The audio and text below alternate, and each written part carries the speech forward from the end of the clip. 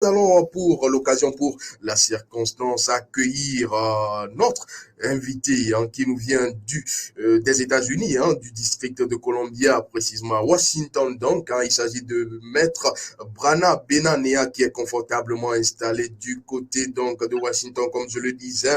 Elle est, il faut le dire également avec emphase, puisque nous aimons la précision. Elle est donc coach spirituel, guide conseillère. Maître Brana Benanea, bonjour, bonsoir.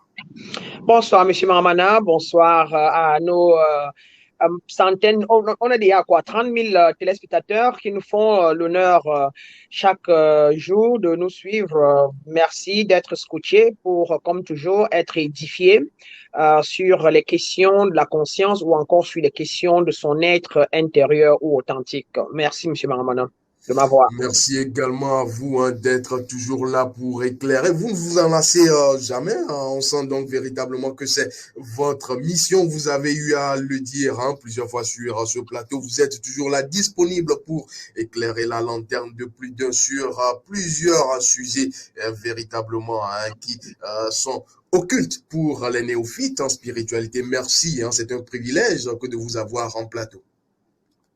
Nous vous disons merci, c'est nous qui vous disons merci de pouvoir permettre déjà à votre âme elle-même de s'activer parce que si on n'est pas ouvert déjà à ça, comme on dit, à notre maître intérieur ou encore à l'occultisme, donc des choses secrètes ou cachées aux profanes, alors on ne saurait non plus recevoir sur son plateau une mystique ou encore un être qui plus ou moins a la maîtrise de son être invisible. Donc nous disons, c'est à vous que nous disons merci, M. Mahamana.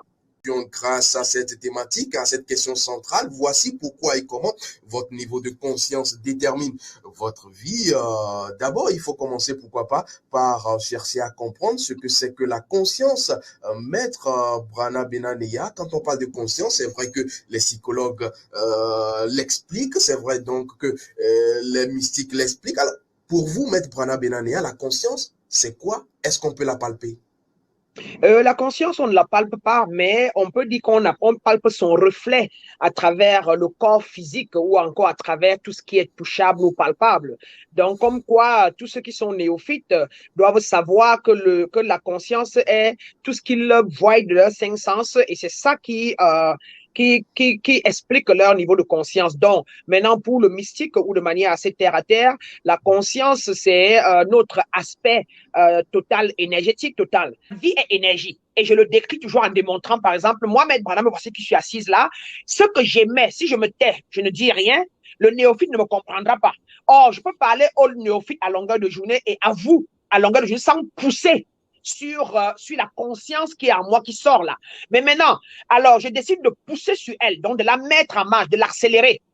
Mais sans même la mettre en marche et l'accélérer, je peux me taire et en penser, je peux vous parler. C'est donc de ça qu'il est question. Nous disons donc que l'énergie cosmique, on peut l'activer, on peut l'accélérer. Mais sans l'activer ou sans l'accélérer, elle est toujours, et elle est toujours en marche, donc en pensée. Nous disons donc que la pensée est créatrice. La pensée en l'homme est toujours en marche. Donc, ce que l'on pense se met en marche dans l'univers. Mais quand nous la parlons, nous l'accélérons. D'accord? Donc, voilà pourquoi vous pouvez donc penser à quelqu'un pendant longtemps avec une certaine concentration, aussi peu qu'elle est, à votre niveau, et pour une raison pour laquelle la personne se présente ou la personne vous appelle. Maintenant, le mystique, lui, ne fait rien au hasard. Je vais appeler M. Maramana tout de suite, je m'assieds ou je me mets, je suis en train de marcher et tout de suite, je me concentre, pas et j'entre dans la sphère de M. Maramana. On dit que j'entre dans votre vie mentalement, j'entre dans votre vie, dans votre psyché. Et je dis, M. Maramana, appelez-moi. La vie, tout est énergie. La vie est énergie. Et je le décris toujours en démontrant, par exemple, moi, Maître Branham, voici qui suis assise là, ce que j'aimais, si je me tais, je ne dis rien, le néophyte ne me comprendra pas. Or, je peux parler au néophyte à longueur de journée et à vous à longueur de journée sans pousser sur la conscience qui est en moi qui sort là. Mais maintenant, alors, je décide de pousser sur elle, donc de la mettre en marche, de l'accélérer.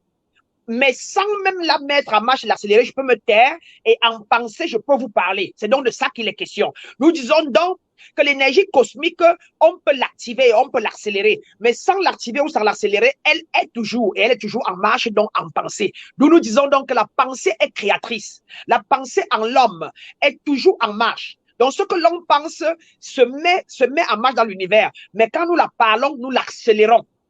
D'accord? Donc, voilà pourquoi vous pouvez donc penser à quelqu'un pendant longtemps avec une certaine concentration, aussi peu qu'elle est, à votre niveau, et pour une raison pour laquelle la personne se présente ou la personne vous appelle. Maintenant, le mystique, lui, ne fait rien au hasard.